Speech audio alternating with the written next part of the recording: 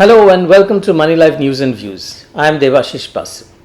Remember in September, the government, that's the Minister of Finance, had announced that they're going to come up with something for the real estate sector. Now, following up on that announcement, sometime last week, the government came up with a real estate funding scheme.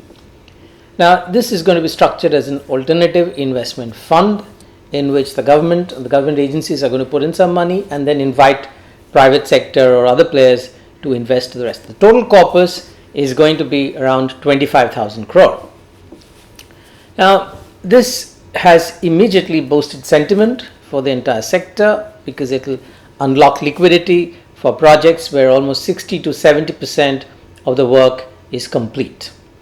The scope is actually quite wide. It goes beyond the affordable segment to include 1 to 2 crore size of property. It will inject money where it's needed the most, which is the bad real estate loans or those under resolution.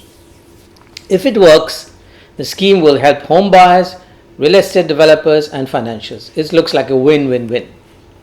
According to market sources, this funding will help 1,500 projects, around half of the stalled projects across the country, and they will become marketable over the next 3 years. However, for the scheme to succeed, it has to meet three major challenges. Number one, the big question is, does the new AIF, which is the fund, get paid first? And there's no clarity on that. An extensive 37-point FAQ put out by the government does not answer this crucial question. Put yourself in the fund's shoes. The first thing you would want to know is whether you will get preferential access to cash once the project is completed and the receivables start coming in. After all, the AIF is coming in to save the project that the promoters and the lenders have made a mess of. Indeed, this sort of an arrangement has been tried in the private sector, privately.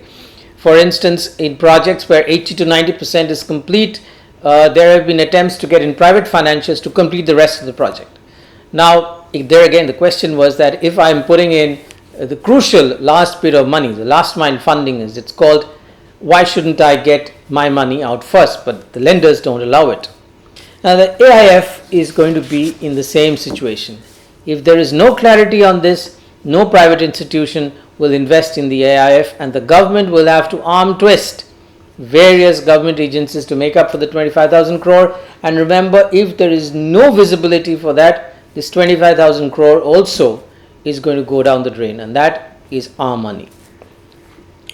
Remember, the investment is in stalled projects on which interest is mounting. Many are already bad loans or nearly so and will soon land up in the National Company Law Tribunal, and the FAQ is not clear on any of this, especially AIF's rights vis-a-vis other lenders. There are other issues as well in the structure of the fund. Since it will be a debt fund, what kind of interest will it charge? Will it be the rights of the fund alongside bankers and finance companies who are already finding it hard to recover the money? Now, second point, what about the promoter? It's being assumed that the money alone is a solution to all the stuck projects. The problem really is the promoter. In a few cases, money will certainly solve the problem, but in most cases, it is the promoter quality that is responsible. Poor planning, over-ambitious projects, diversion of funds, and no desire to slash prices and recover the money. They're just holding on to this property which are become unsaleable. The FAQ says the AIF shall ensure that the end use of funds is only for the purpose of completing the project. But what is the role of promoters in this? Project completion is only one half of the job. The completed units have to find buyers. Surely the fund cannot find buyers. It's a promoter who will continue to set the prices and do the marketing.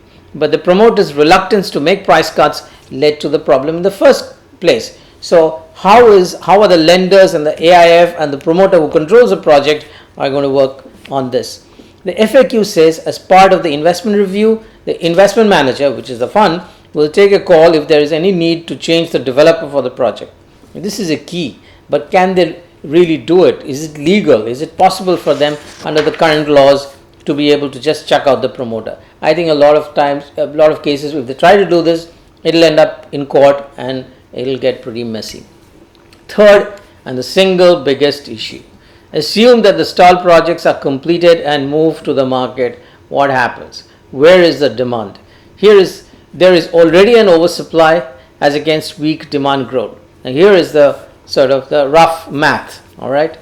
According to real estate agents, India sells around 250,000 units a year. Last year was very bad. It was only 210,000 units in 8 key cities of Mumbai, National Capital Region, Bengaluru, Chennai, Hyderabad, Ahmedabad, Pune and Kolkata.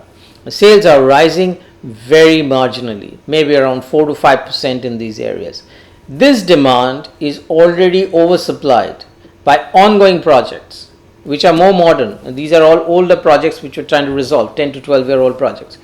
In fact, new launches have seen a 20% growth, which is far more than the actual sales. So there's more and more new properties coming to the market, quite apart from the ones that are stalled.